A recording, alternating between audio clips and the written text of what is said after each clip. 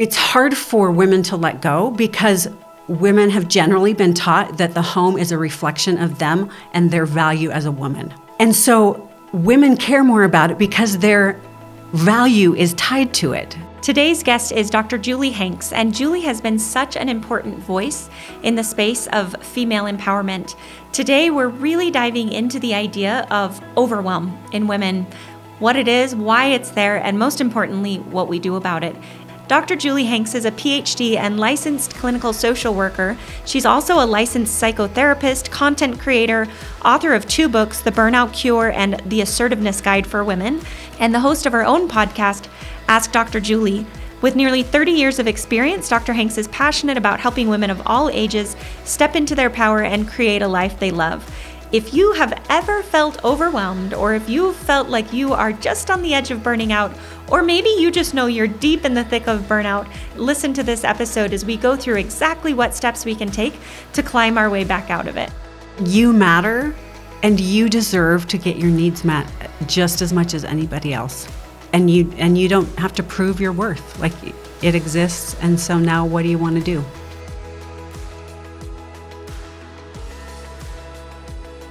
Well, Julie, thank you so much for being here. I'm so excited to have this conversation with you. Thank you. I'm happy to be here. We are going to dive right in because this is such a big topic that affects so many women. Will you just tell us a little bit about how you became passionate, especially about mental health issues with women, and especially around these issues of burnout and overwhelm and female empowerment? How did that come to be a thing for you? Yeah, well, I went to therapy as a teenager just for some mental health problems, and I was so inspired by the changes that it made in my life. I thought, well, maybe I could do that for people because I'm really fascinated by the mind and emotions, and I am a woman who is trying to figure it out, and so I'm right there with my clients, trying to balance family life and career and expectations for physical attractiveness and health and blah blah blah. Like there's so much, and so part of it is just my own quest to figure it out, to not burn out, to figure out how to get my needs met while taking care of other people.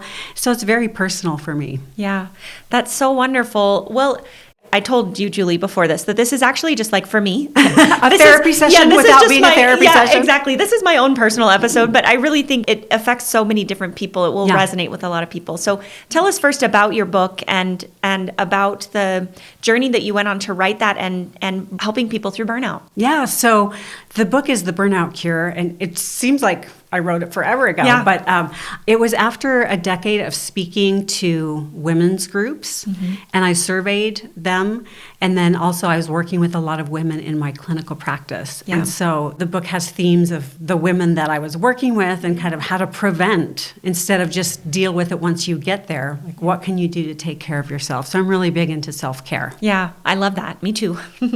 So tell us a little bit more about what burnout is, because certainly we hear about it plenty, but like, what is burnout and how does someone find out if they're close to it or in it or, suffering from being in it? Yeah, I think the biggest thing is you just don't have energy and you don't have joy.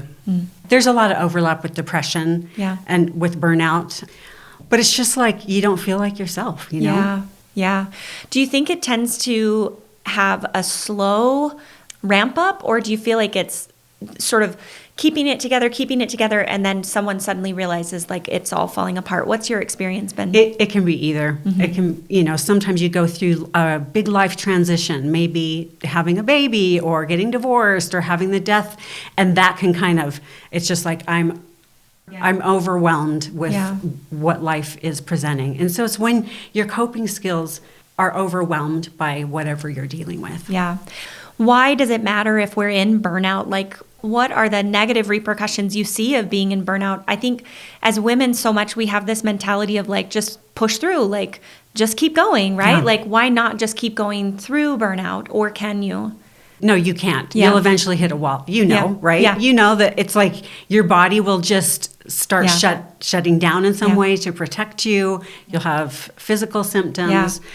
So it's not something you can ignore. Yeah, and that's why we're talking about it, is because we want to be able to identify it beforehand, right, and hopefully avoid getting to that point. But also, if for anyone who's listening who feels like, oh my gosh, that's me, I am deep in that state of what we can do about it. So I wanted to kind of just make sure we're clear about that.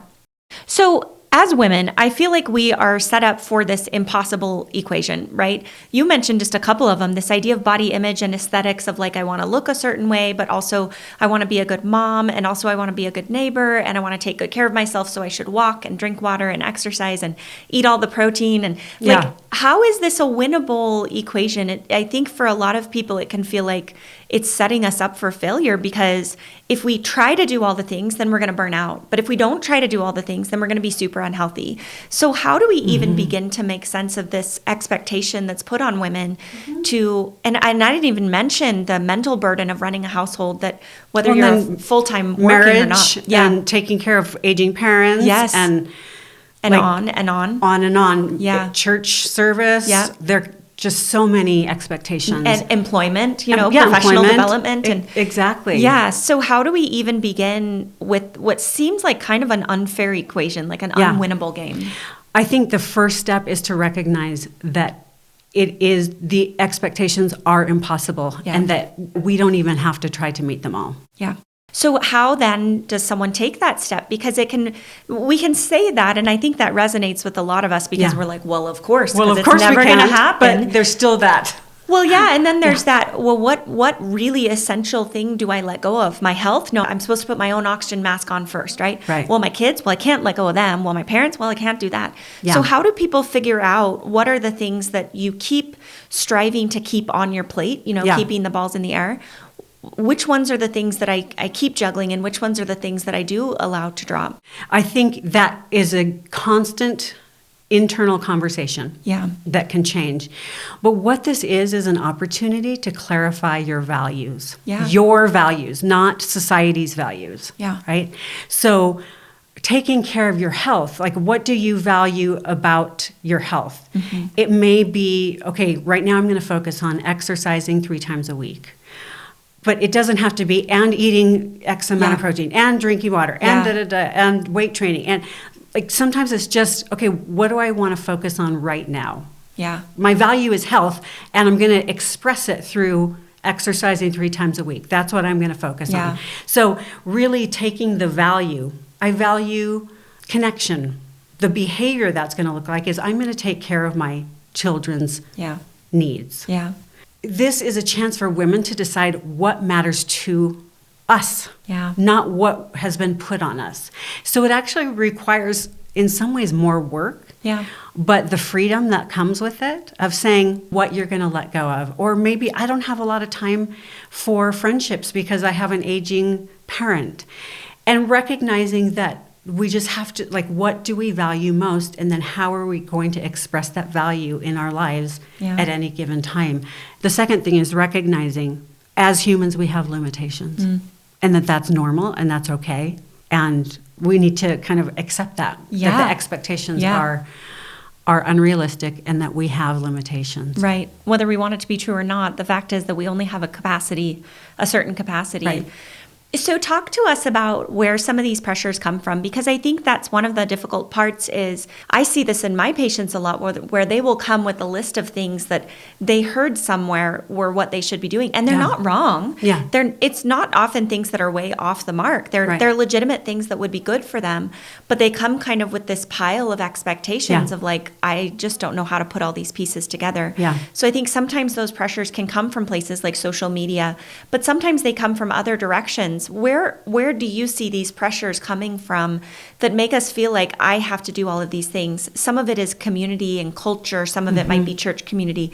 Is there anything else, as you've worked with patients or clients, that are the big things that come up that we need to kind of recognize, wait, that's an outside expectation. That's not my expectation. Does that question make sense? I think so. Ultimately, they're all external expectations. Yeah. So we don't have like intrinsic... We're not born like going, oh my gosh, I need to eat, so many grams of protein a day. Right. Like we learn all of it. Yeah. And what we get to do is sort through it and recognize Like, oh, I have this should. Yeah. And so I encourage my clients to write down the should. Yeah.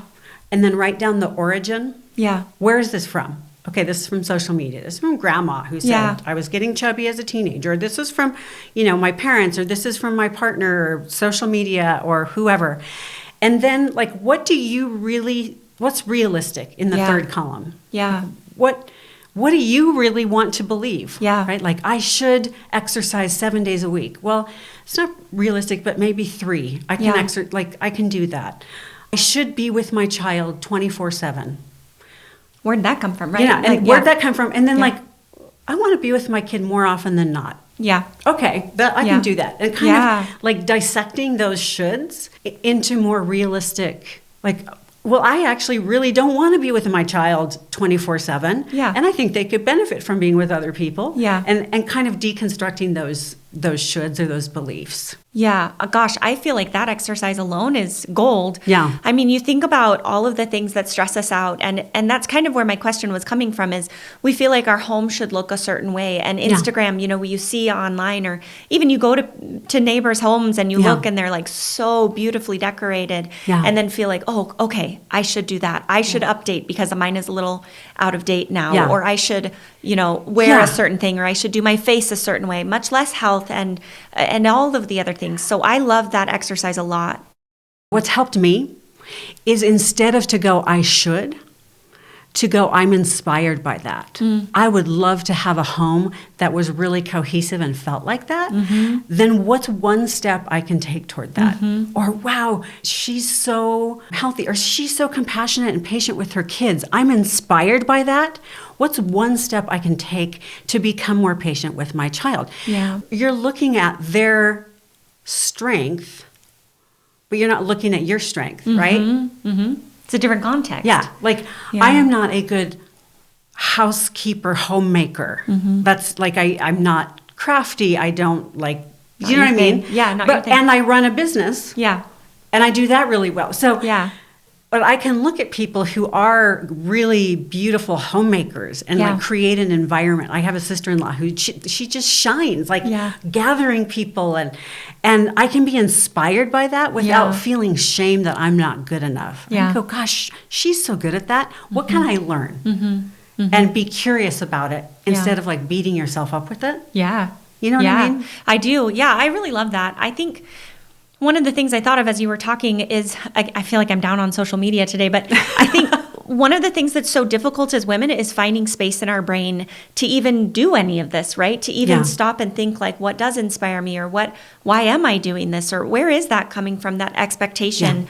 Where's it coming from? What are your thoughts on that, of the busyness of the woman's brain? Yeah. And then you add to that, kids constantly adding noise or needing attention. Love them, great. Yeah. But there is a lot of space that our kids occupy in our brains. Right. And then if we have social media or a podcast or, something, just constant input, how do we even find the space to reflect and to kind of work through these? What are just some thoughts on that? Yeah. I have never met a family that has enough support for the work they're trying to do. So use your support system. If you can afford childcare, say if you're an employed woman and you have children, actually hire more support than you think you need, and you'll probably be about right. Right? Yeah. Value that quiet time. If you have a partner, require them to be an equal partner.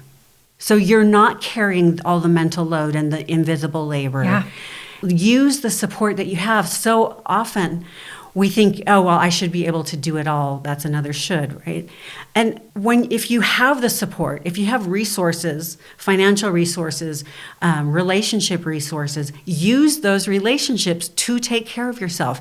It is a gift to other people to take care of you, because then your kids won't feel like, oh, I got to take care of mom, or, right?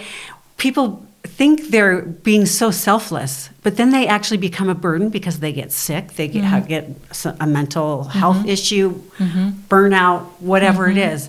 And so think about it it's a gift you're giving to you, but it's also a gift to your loved ones to not have to worry about you. Yeah. So proactively offload now before you're sick. Right. and then forced to offload in a way that may be more burdensome. Right. Then. There was a time where I had chronic sinus infections. And it really impacted my life negatively. Yeah. And I found that like I'd need to take every couple of months, like take a few days off. And then I realized, why don't I just take a few days off when I feel good? And maybe my body won't need to get sick to get me to rest. And so I started blocking out a day every so often where I didn't have to do anything. And I recognized that's a luxury. My kids were older and I had paid support because I was employed. But I was able to carve out some time. Yeah. So I could prevent Yeah. instead of, Yeah. right? Like, Yeah. what is this sickness doing for me? Oh, it's making me rest for a weekend. Well, I'm just going to take a weekend off every couple of months. Yeah. And maybe my body won't need to do that. Yeah. Yeah. So what, because I'm just imagining the many of our response to that is like, I mean, I'm not that bad though. Like, I'm not that sick. I'm not comparing to you, but like, Right. No. you know, I think we use that justification of like, well, I'm not going to ask for help because I can do it. Like, I'll just do it. Yeah. What is your response to women like myself where it's like, I mean, I hear what you're saying and I know I should schedule time off in and I know I should schedule some self-care, but like, I'm fine. I'll just power through it. Yeah. It's like, okay, you can. Yeah. But you're going to pay for it, and that's actually going to hurt everybody that you love. Yeah. Including yourself in your circle of care. Like, Yeah. you wouldn't say to your kid, I know you have a fever and whatever, but just, suck get it through up. it. Just pretend like you're fine. Yeah. We don't expect other people to pretend that they're fine when they're not. Yeah. Or to, like, you encourage your kids, take care of yourself. You encourage your partner, like, go play pickleball or go do that. Like, I want you to get your needs met. Your needs matter just as much as anyone else in your household or anyone else in your life. Yeah. As women, we've been taught to kind of put our needs in priority underneath the needs of others, and they need to be the same. So I'm not saying like neglect your family in order to have spa days every week, Yeah. But just to value your needs the same as everyone else's. Yeah. Whenever I talk about this concept of like asking for help and avoiding whatever burnout version we're talking about, I think about like back in the prairie days when, your closest neighbor was a mile down the road and your closest neighbor after that was 10 miles down the road. So you two would get together and they would can and they would, help each other put the garden in and they would help each other prepare for pregnancy and they would, sew all the clothes together and then they would go to the other house and sew their clothes together. Like there was just this feeling of community of it was so normal that it wasn't ever perceived as like, why are you asking for help? It was like, oh, this is what we do. We help each other. You come to me and I help you and then I come to you, like quilting circles, right? Where they would come and they would say like, well, you're having a baby, so of course we're going to do this. Or I wish we had... It was built in. It was the assumption, not the exception. And I think right now it's such the exception and it's so difficult because... even if we say, like myself, like I'm gonna start doing this. Like I am by far a terrible example of this. So I can speak from personal experience.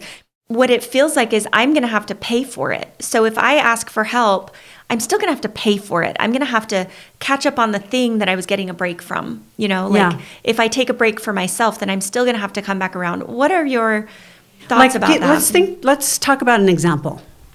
Like, what is one thing you would do? Are you going to ask me for an example? I thought you were going to give us an example. No. Well, because I work Monday through Friday, so I feel like Saturday and Sunday should be 100% dedicated to my kids and my family, and which leaves then zero time for me to kind of recover. But why? I think because I legitimately want to be with them. Okay. And also, I think they legitimately need their mom. Yeah. I think there's good things that I can do for them. Yeah. But of course, it is a little bit of a vicious spiral because they're not getting my best, And some of that has to go with work-life balance, which we're working on it. We're working on it. So is there a 2-hour block on the weekend or during the week that you could have movie night with friends or go out, like where you could do whatever it is, read a novel or is there a 2-hour block that you could build into your life that it's like Tuesday nights, mom goes to $5 movie nights and everybody knows it, and you know you're on your own for dinner, or dad's gonna be in charge, or whatever the deal is. Yeah. Is there? Yeah, there is. There is. I think as I think through that, like Tuesday nights, for example, or Saturday mornings, and then it's just, why don't we do it? Why don't we just I'm do asking it? you. Oh, I don't know. Like what is what comes up? Like that selfish, like what is the resistance that comes up? Ooh, these are hard questions. I know. I think, and I'm only answering these because I hope it's helpful for other people, because I think there are a lot of people who would listen to this and be like, yeah, that's all well and good to say you should take time for yourself, but like, I'm not actually going to do that. Or how do I actually do that? I think some of it definitely comes with the infrastructure, right? Do I have to figure out dinner so that I can go do this fun thing? Sometimes it's easier just to like stay home and make dinner, right? Right. Or do I have to, are the kids going to be sad and they're like, Mom, I wanted to spend time with you. And then you have that guilt of like. Okay. So the key is to build it in. Yeah. Your husband is on dinner that night. Yeah. Or the kids are on dinner. It's fend for yourself. And if they feel sad, they get to learn how to deal with feeling sad and missing their mom. And they actually will appreciate you more. Yeah. All right. Yeah. Well, I'm going to have to report back. I know I'm going to have to report back, because I do think it is so, like I said before, I think it's so much the exception that, like, I think there's plenty of women who do better than I do, who get this and do this. And I do think there's a lot of women like me who make excuses maybe, or just don't take the steps to actually do it. Probably, I mean, thinking just from mindset work, because we haven't valued it enough, right? If I valued it, I would have done it. Right. Or you thought I would do it. It was okay socially. Yeah. Right? Like, you wouldn't, it's like, it's selfish. Yeah. A huge issue too, and this could be a whole different podcast, is women are carrying the bulk of unpaid work, and it is unfair. And so there are some practical aspects to that. Like, women have less time than men, because still, even when both are working full time, women are doing the bulk of unpaid work at home. And it's absolutely unfair. Mm-hmm. And it's absolutely burning women out and making them sick. And so requiring your partner, if you have one, to be an equal partner in the invisible, unpaid labor that's required. Right? Like, I'm thinking, well, why are you making dinner every night if you're both working full time? Like, you know what I mean? Not that you may have a different arrangement, but some people don't even ask that question. Yeah. Yeah. Or think about, well, that's just what moms do. Well, why? Really? Yeah. And women have entered the workforce more readily than men have entered in heterosexual relationships, than men have entered the world of unpaid work at home. And so that that contributes to burnout, and it's a very practical problem, but I think it's a huge health problem for women. I agree with you, and I want you to follow that up a little bit, because I think even for women who are stay-at-home moms or wives, I think that that can be really difficult, because there's an expectation that then everything, you're the home, like you're home, so everything at home then is yours. So how I divide that is, if you are caring for children, that is your full-time job. If you are working employed, that's your full-time job. You're both working full-time. Yeah. So anything else that needs to be done when you're both home is split. Yeah. It's not fair that one has a 24/7 job and one has an 8 to 6 job. Caring for children is your full-time job. Yeah. We tend to not view unpaid work as work, and it absolutely is. Yeah. Yeah, and I think it's really difficult for so many people to have that conversation. So couples have been built on this concept of tradition of like, well, my mom did that, so the husband might say to his wife, my mom did that, so you're going to do that too, right? So how do women approach this conversation without it being like down with men, or without it not at all. It's defiant. About partner. It's about being partners. And I think it's just opening the conversation to say, I've been thinking a lot, and I'm not happy with the way things are divided. Yeah.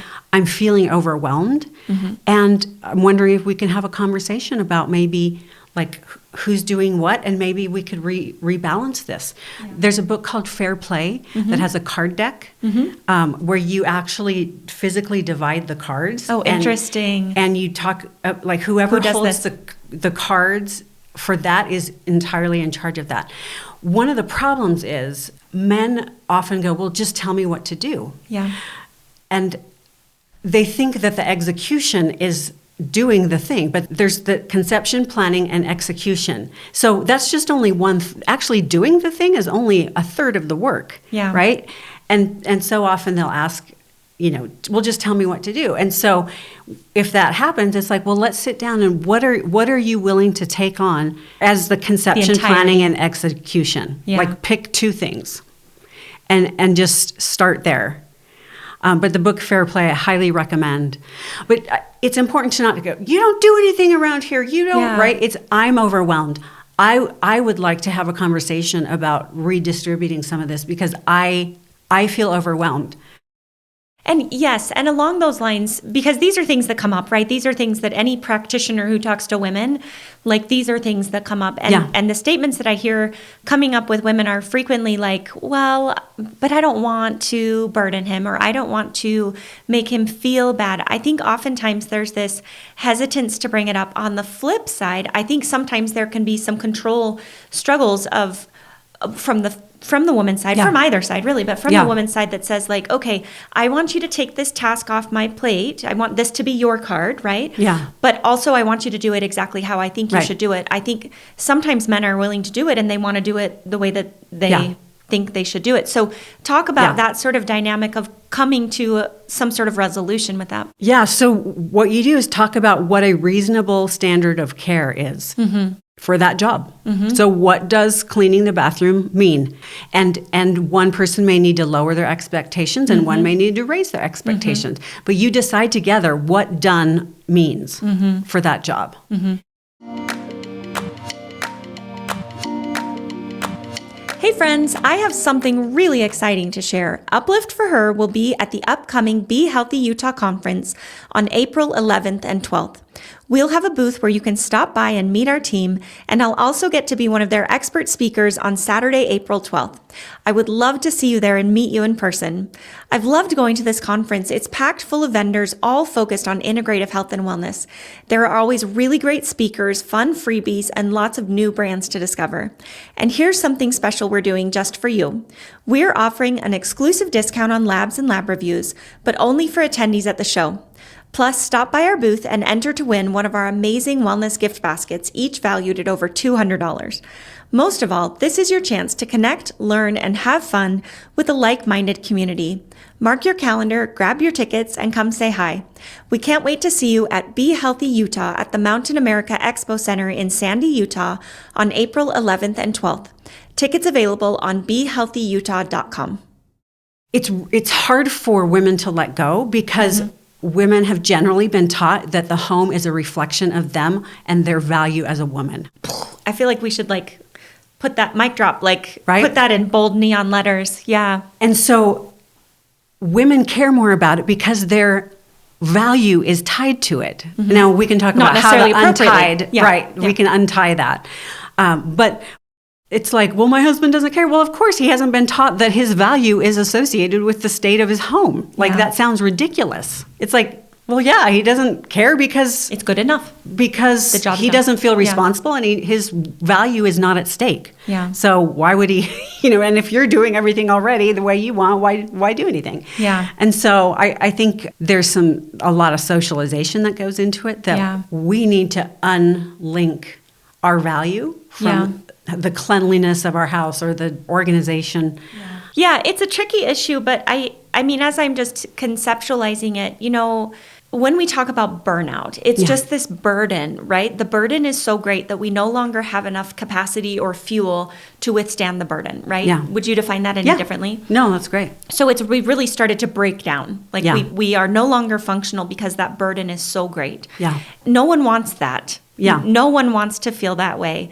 And so what we want to do then is either to increase our capacity so that we can handle more burden, or we want to decrease our burden. Yeah. And a huge part of the burden, just to kind of recap, a huge part of the burden is the mental burden of figuring out how to run the household. So I actually love the deck of cards idea of let's just make a list of all the things in the household and divvy it up and see where we stand. And that can be fluid and flexible, right? Depending on the stage and whose work is more stressful. Sure. And it's not rigid, but it's really helpful. And what Eve Rodsky, the person who wrote the book, found, I think it's if men hold 30% of the cards, 30 out of 100 cards, women are thrilled. Yeah. Yeah. So it's not even about 50-50. Yeah. Women are holding so many of the cards. They're just happy to get rid of some of them and lift that burden. And so that can be a huge shift on the burden that women are carrying, to not think about something. Yeah. So for example, in my home, my husband's on food. He does the grocery shopping. He does the meal planning. He tells people when Sunday dinner is. He preps goes to Costco Saturdays. And I don't know if we have frozen chicken in the fridge or not. Like, I don't track it.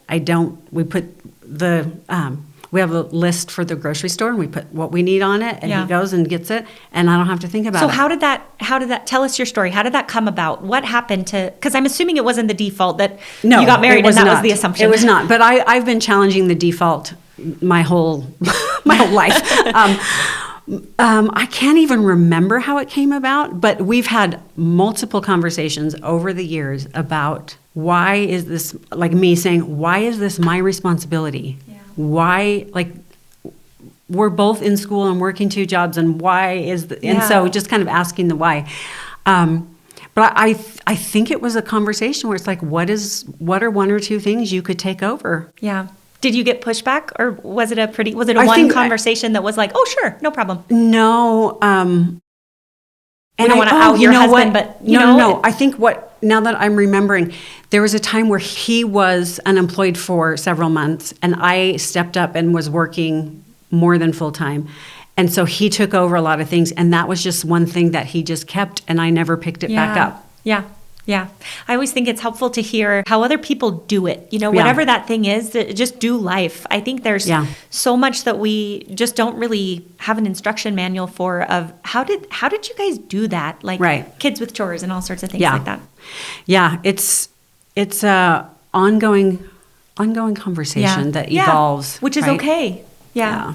Well, talk to us about women who are perfectionists, because I am sort of a perfectionist. I let go of a lot of things now, but this is a big problem that I see in my patients who are really struggling with burnout, is most of them have some degree of perfectionism. Will you talk about that from all the angles of how that causes problems and what we do about it? Perfectionism is about trying to earn your worth as a human being. It's about, I need to do X, Y, and Z in order to be lovable, acceptable. Right? I need to prove something about myself. And that stems from probably childhood, and there's temperament, and there's probably lots of different contributors to it. And this is something that I struggled with early on. And I feel like I'm not a perfectionist anymore. I feel like I've worked on it for enough decades that, but some of the things that helped me is, to recognize, like, oh my gosh, I'm linking my value as a human being to my performance. And our performance goes up and down every day. And if our value as a human is linked to that, our self-worth just is yanked around, right? There's no consistency there. And so learning how to unlink those, like, I have value because I exist. Because I'm a human being. The end. Okay, so now what do I want to do with my time? How do I want to spend it? It just opened up this huge vacuum of opportunity to figure out. Like, if I don't have to prove my worth, what do I want to do? How do I want to spend my time on this planet? Like, it's so freeing, right? Dive into that a little more, because it does sound amazing, but obviously is not quite that simple. Oh, not at all. So I see people with a lot of chronic health problems, right? Chronic fatigue or chronic exhaustion or joint pain or various things, always chronic fatigue though. And so many of them have had some sort of trauma or exacerbation, and so many of them, it's so closely linked to perfectionism. And I think because when we talk about this idea of burden versus capacity, if you are constantly having to even prove your worth as a human being, that's massive burden. I mean, that alone is a massive burden on our psyche and on our nervous system, on our fight or flight, to constantly be worried if we're going to be worth it or not, right? Like, if I don't get this right, my entire worth of existence is always a threat of I'm not enough. I'm not good enough. I'm not valuable. So you mentioned kind of just recognizing that one thing that helped you was recognizing that you are worthy because you exist. Will you give us any other tools or any other thoughts about that? Because I think that, number one, I think that people are pretty good at recognizing that they're perfectionists. I think they're pretty insightful. Yeah. But to say like I shouldn't be a perfectionist is almost impossible because the perfectionism has served us very well, right? Yeah. Like that's how I accomplished a lot because I was perfectionistic about it. Yeah. And it's not about I shouldn't be a perfectionist, right? It's about how can I balance this coping skill in a way that serves me and I just get the good benefits. Yeah. Right? Like I've benefited too. Yeah. I've accomplished, we've both It accomplished served you a very lot. well. Yeah. Because of like wanting to do better. And be successful or whatever. So I always tell my clients, you never have to let that go. Yeah. You just want to balance it with other skills and other tools in your tool. You can always go to being perfect. Like, you know how to do that really well. So what are some other things? So for me, when I catch myself getting into that, I use the phrase more often than not. More often than not, I make my bed. More often than not, I'm nice to my kids. More often than not, I'm generous. More often, right? So it kind of takes the gives you a leeway. Right. Yeah. So that is a huge theme of my life, more often than not. I love that. Because I'm thinking of all the ways that my patients and myself and my family members show up as perfectionists. And it's, well, if that sign up list goes around for your neighbor who's having a baby, like I sign up for that to bring them a meal, right? And instead to say like, ooh, rough week this week. Yeah. More often than not, I'm going to sign up for that. But not this week. Right. Yeah. It just gives you room to be a human. Yeah. And to have your own needs and to... So that's been one. And then another really helpful thing has been really internalizing the mantra, it's none of my business what other people think of me. Women spend so much time trying to manage other people's thoughts and feelings. Yeah.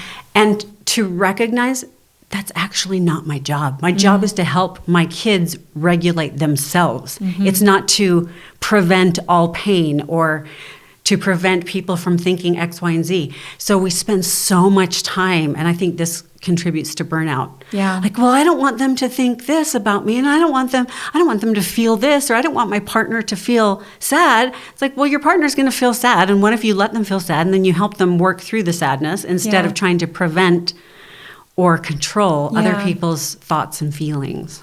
Yeah, because those are unwinnable battles, right? Like those are the idea of like, it's not my job to, XYZ. It's not my job to make you happy. It's not my job. Yes, that's a fact, but also you'll never be able to, right? Like it's my job to make you happy. No, it's not. It's not your job, and also you're incapable of you're going to burn out. Game, right? You're going to burn out because it's impossible, and you'll never know what people are thinking of you, really. Right. Ever. Or so control it. Know. Right. Even if you did know it, you can try. Control it, but you can't do either.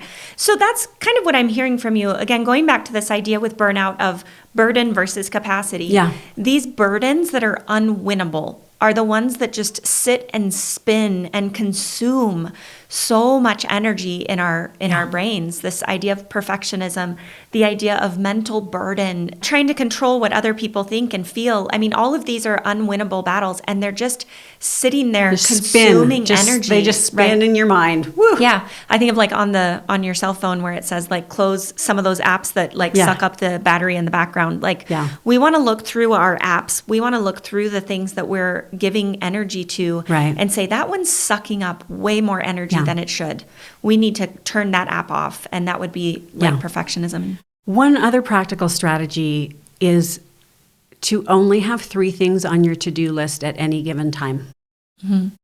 Pick 3 things that you're focused on. That seems impossible. Pick 3. What are the top 3? And that's all that's there. Yeah. And then when you get through those 3. Because perfectionists, it's like, well, I want to excel in all of these 50 areas. Yeah. And what if you just pick 3 and be like, I'm really going to focus on my health right now and drinking more water, or like pick 3 things. Yeah. Gosh, that one hit home. I think because my brain is like, but I have so many things that are important, but guess how many things I'm actually capable of getting to? Right. Still only 3. Right. Like you can have 3. them. You can have one list and feel burned out. Right. You can keep the list if you want, but it doesn't increase your capacity to handle that list. Right. So you may as well make pages. Like these are the first 3. These are the second 3. When I'm done with these, I'll get to these. Then you look at the next one. Yeah. It is magic. Yeah. Because then it's actually doable. Yeah. And there's not this overwhelming impending doom of like, oh, there's just never ending. It's like, oh, I got this done I feel today. that deeply in my soul, that impending doom from never getting to the bottom of your to-do list. Tell me, because I think this is along the same lines, this idea, this is something that I have heard throughout my life, is don't be so hard on yourself. Yeah. I think it's very unhelpful because most of us don't feel like we're being hard on ourselves, right? Yeah. When we talk about deburdening our systems, most of us are not like, I'm being real hard on myself right now. So we just think it's normal. Right. And we think we're doing the best we can. Like, I'm supposed to drive. I'm supposed to try hard. I'm supposed to have the to-do list. And I'm supposed to want really good things. I'm supposed to want to be a good person and a good mom and a good wife and a good, career, whatever it is. So how do you make sense of that balance of don't be so hard on yourself, but also you're being too hard on yourself? Yeah, I think self-compassion can come into play here, which is treating yourself as you would treat someone that you love. And my personal favorite self-compassion phrase is "of course." So when you're suffering, like I'll like go, of course this is hard. Yeah, giving yourself a hug or stroking your arm. Right, like to calm yourself down. When you're in pain, treating yourself like you would treat someone else and being kind. And because just going, well, you shouldn't be this way, you shouldn't be so hard on yourself, that's not compassionate. It's more compassionate to say, of course this is hard. Yeah. And you're doing a really good job. Yeah. Hang in there. Yeah. I think of that. I have a lot of weight loss patients, and I think the endless weight struggle, for women in our culture of so many people feel so bad about themselves because they crave sugar or because they eat something that they quote unquote shouldn't. And just that idea of self-compassion, like, of course you're going to crave that. Of course you're going to want to eat more of that. Right. Of course this is hard. I think and that's just really being as kind to yourself as you would to a vulnerable child. Yeah. We would never say the things that we say to ourselves to a vulnerable child. Yeah. But that's really who we all are inside. Yeah. I think that's great. Is there anything else that comes up for you as we're talking about these big things that burden the system? Is there anything that comes up that we should talk about in terms of that burden? Yeah. The belief I'm the only one. So I'm the only one who struggles with weight or who's having marriage problems or whose kid is acting out or who's questioning my faith, or it's so easy to feel like we're the only ones. And that's part of self-compassion, is a concept called common humanity. And it's the idea that everyone has gone through pain of some kind. And that's actually the thing that brings us together, not the thing that separates us. When we're in pain, we tend to pull back, right? We tend to isolate. When we really need the opposite, we need to share more. Say, like, I'm really struggling with my kid. I don't even like him, And be able to find support in other people and know that no one is alone in their suffering. No one. And that belief that I'm the only one, and you're not. There are, millions of people struggling with whatever you're struggling with. Yeah. And to recognize that and to see that as a connection point instead of a disconnection point. That's so great. Will you give us any tips on the other side then to be the friend who that person can come to and say, gosh, I'm really struggling with this? I think as friends, frequently we as women, or maybe it's just me, but we're fixers, right? Like someone comes to me and says, I'm really struggling with this. And I'm like, okay, so here's what I think you should do, or here's my opinion of it. Yeah. What can we do as women to be really receptive to that, to build that community, to build that shared experience without making it into an advice session? It's not your job to fix anything for someone else. Yeah. You can't. Yeah. Unless they come to you, right? Like your patients come to you like, I want your help. Yeah. But in relationships, if someone's not asking for something, don't give it. Yeah. Just be there. What people, and I just say make noises, right? Wow. Yeah. It sounds so hard. You know, Yeah. just kind of being with people, that's what most people want. Yeah. It's like to be someone to be with them so they're not alone in their struggle. And we need it. And we need to be that. And then also to share, like to be willing to be vulnerable, Yeah. to say, when they're done sharing at another point, to be able to share like, well, you know, my marriage is really, really struggling right now. And I'm so scared, or I'm, you know, and see that as a way to connect and not as a way to disconnect because you're somehow the only one. Yeah, exactly. And I think that we as then the receiver of that, the listener, can be a safe space where it's not going to be like, oh, what did he do? Or what, you know, that we're really allowing people to say, this is hard for me without it having to be, you know, too intrusive or anything like that. And I think that our inherent desire for privacy is sometimes really damaging. We see this as an OB. I have seen this a lot with miscarriages where, you know, there's so many women who have had miscarriages, but we don't talk about it. So you do feel like I'm the only one. And then as you start bringing it up, so many women come out of the cracks and say, oh, I had a miscarriage too. And what a lovely shared experience that is to know that I'm not the only one. Same thing with marriage, right? We do feel like we might be the only ones whose marriage is struggling. But as we talk to people, we realize even the couples who look perfect on the outside could still say, like, we've been through some really dark patches in our marriage. And so finding that safe way to share so we know we have shared experiences, but also not oversharing so it becomes an unsafe. Right. You want to share with people, Brene Brown says, who've earned the right to hear your story. Yeah, I love that. Right? They've been there enough. There's enough trust. Yeah. But even with people you're not close with, just knowing like everyone's carrying a burden. Yeah. Like, you are not the only one. Yeah, just assume everyone's got something. As a therapist, I can verify like nobody has it together. Yeah. Everybody's struggling with something. Even therapists, you know. Oh my gosh, I have a therapy appointment tomorrow. Because that's what we do. That's part of my self-care. Yeah. And in the work that I do, it's really important to have someone to support me. Yeah. You know? Yeah. Awesome. Anything else you want to add to that burden? And then I want to talk about like, how do we offload the burden? How do we increase our capacity? But anything else you want to talk about from that burden perspective? Anything that weighs particularly heavy on women that contributes so heavily to burnout? Yes. Over-identifying with your children. Okay. Over-identifying, feeling like your children are an extension of you and a reflection of you. Yeah. Burns women out. Because you can't control that outcome. You can't. Yeah. And I think we give ourselves way too much credit for the negative things and not enough credit for the positive things. Yeah. Right? Yeah. And I think we over-identify with our kids. And what's helped me and what I've helped a lot of women do is see like they're not an extension of you. They're actually a separate person. Yeah. And our job is to water the flower and give it sunshine. That's it. And it's like, oh my gosh, this one's a daisy. Oh, well, this one's a, you know. Yeah. And let them become who they want to be instead of thinking that we can mold our kids into something. We can't. Well, and it goes back to what you were saying earlier about perfectionism of, you know, we think that something proves our worth. And I think that a lot of moms and parents, frankly, can see that as what my children turn out as proves that I'm a good person or proves that I'm a good mom.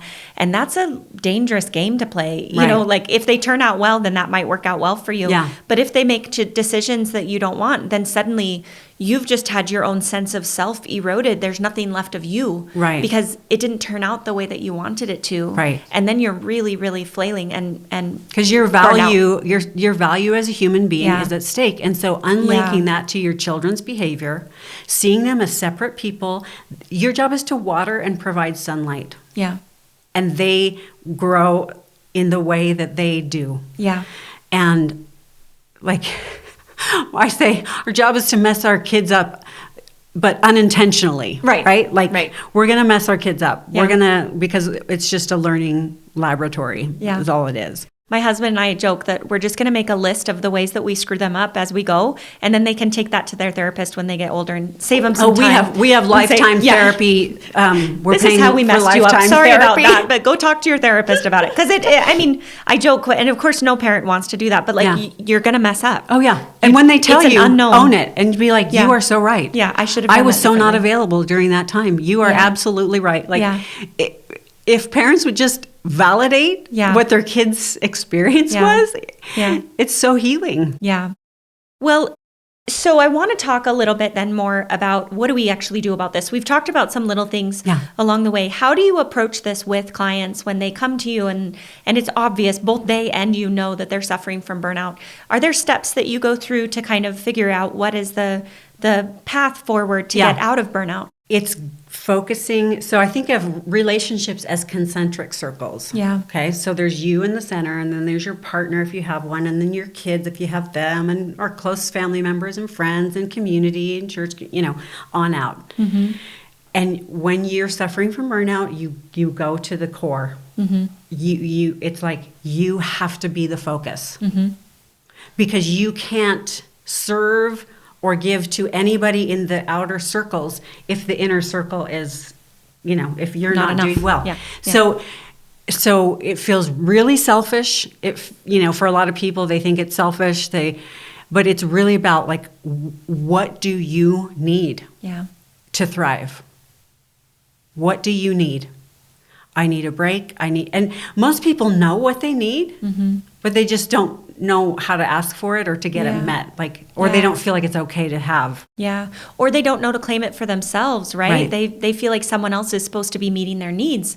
Right. And if that someone else isn't meeting their needs, then they're sort of left floundering. Right. Yeah. So it's kind of go to the basics and really the physical stuff, like sleep, eat, water, move your body. And then for emotional, mental and emotional health, journal, meditate, have social interactions, clear everything off your plate that it could be cleared off. Any extra stuff that's not a must do. That step is so difficult for us as women, but I will say doing what I do, oftentimes we see if you don't listen to burnout when it's in your mind and your soul and your heart, your body will eventually catch up with you and your body will slow you down. It will stop you. And then you'll be forced to clear your schedule. And so, and the people that you want to take care of will have to take care of you. Yeah, which sometimes may be a lovely thing. But if we cannot get to that point, I think that's all what we would prefer. So, Okay, so doing those basics like you mentioned. Yeah. What's the next step? So the physical, the emotional, and then take everything off your plate that's not a have to. Mm-hmm. I think that's where you start. Yeah. So you, and then you're the next rung, and the next, okay, my partner, I want to maintain this relationship. I need to take care of my kids. Mm-hmm.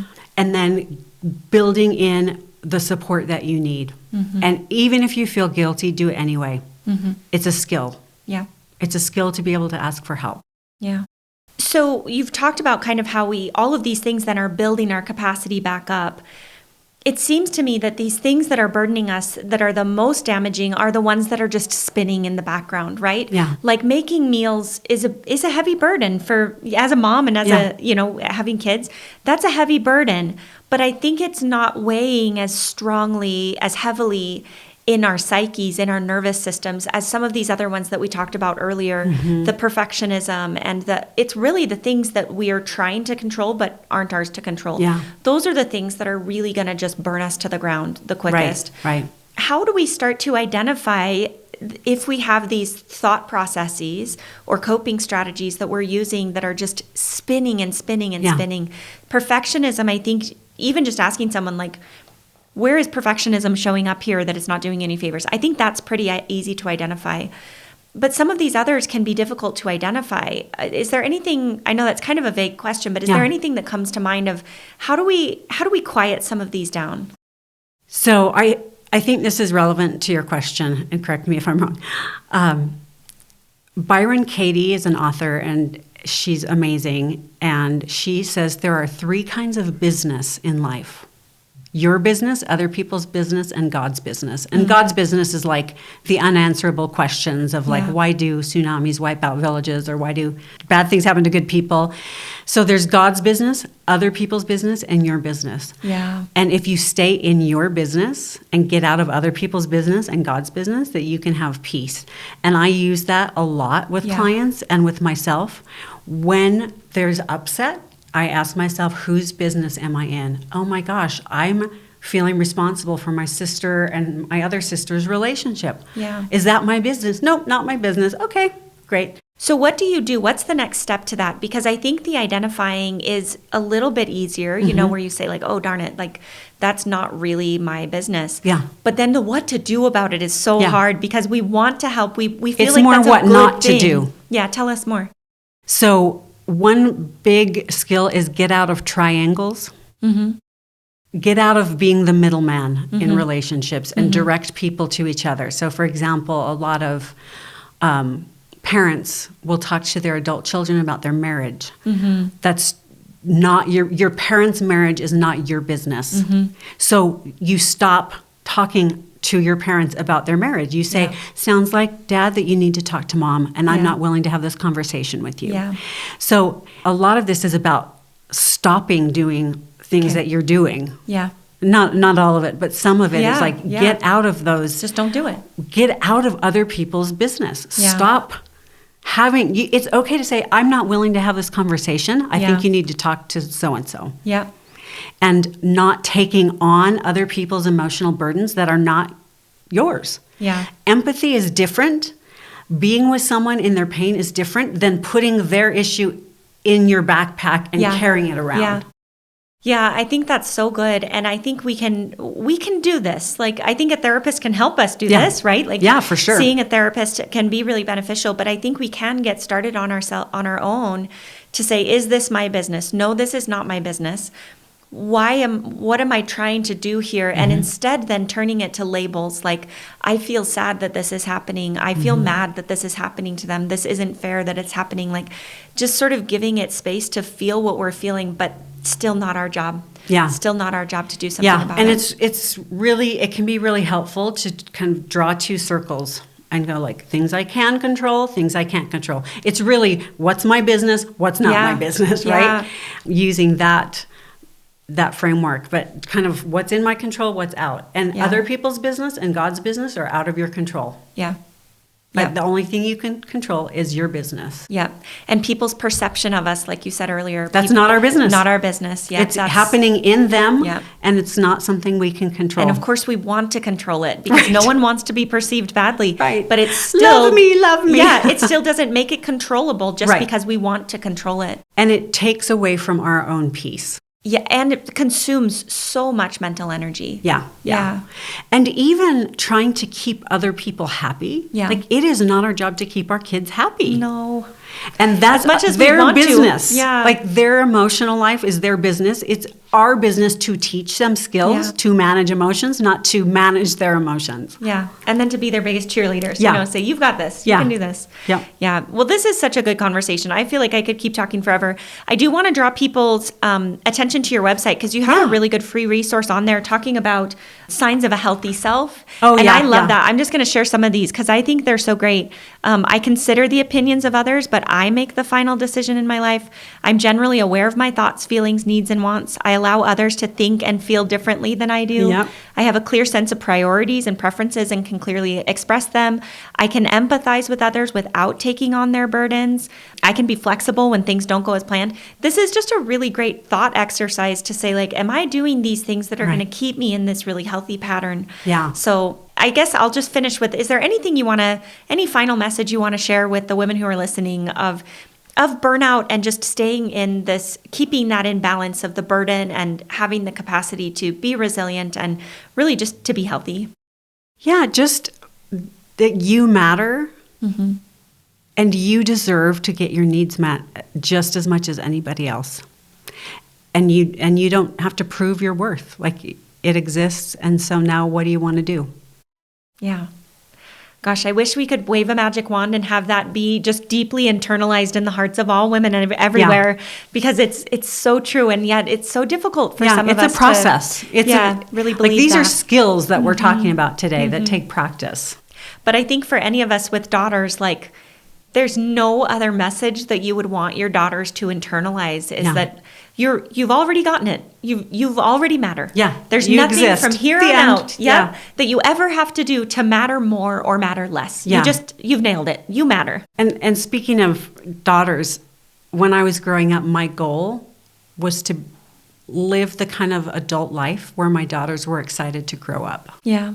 And to know, like, you can do fun things. You can get your needs met. You can have a say in your life. You can, instead of like, no, other people dictate how you spend your time. Other people, Yeah. And imagining seeing our daughters kind of grow up and sacrifice their whole, talents or their activities or their selves to their children. I think as moms, we wouldn't want that for our daughters. We would want them to maintain their talents and have fun and go do enjoyable things. And so are we doing that now? Are we modeling? Like, who am I being for my, what am I modeling for adult life to my kids? Yeah. Ooh, I felt that one. All right. Well, I've got some things to work on. So thank you so much. We all do. It's a process. It's hopeful. Like, it feels very optimistic to me. It feels like there's good things. And for me, as a little bit of a perfectionist, and I think there's lots of people who can relate, it's more a matter of releasing things. It's not a matter of adding more things to my to-do list. It's more a matter of saying these things they're not serving me well. Yeah. So I appreciate your wisdom and your skill set and your expertise. So thank you so much for coming on. Thank you. Julie, tell us where people can find you, where people can follow your good work that you're doing. Yeah, so Wasatch Family Therapy is my therapy site, and we serve primarily Utah, but also Arizona, California, Idaho, Montana. We do virtual with people in those states.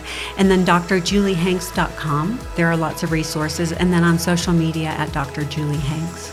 Wonderful. Well, we'll put all that in the show notes, but thank you again for coming on. This was such an important, and I really loved it. As such a good conversation. Oh, thank you. Thanks for the invitation.